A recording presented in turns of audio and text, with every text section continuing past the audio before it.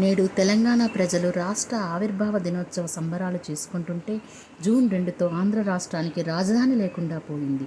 నేటితో ఉమ్మడి రాజధాని గడువు ముగిసినది. 1953లో మద్రాసు నుండి ఆంధ్ర ప్రాంతం విడిపోతే అప్పుడు కూడా ఆంధ్ర రాష్ట్రమే రాజధానిని కోల్పోయింది.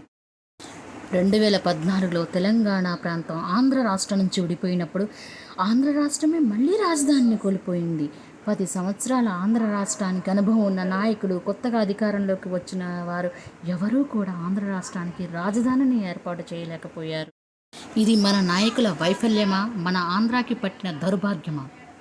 జూన్ 4 తర్వాత అధికారంలోకి వచ్చే ప్రభుత్వం ఆంధ్ర రాష్ట్రానికి శాశ్వత రాజధానిని నిర్మిస్తుందని ఆశిస్తూ please like, share and subscribe our channel. Status చూసి తెలంగాణలో ఉన్న నా ఫ్రెండ్స్ చాలామంది బాధపడ్డారు. అందుకే దీన్ని యూట్యూబ్ ఛానల్లో అప్లోడ్ చేస్తున్నాను.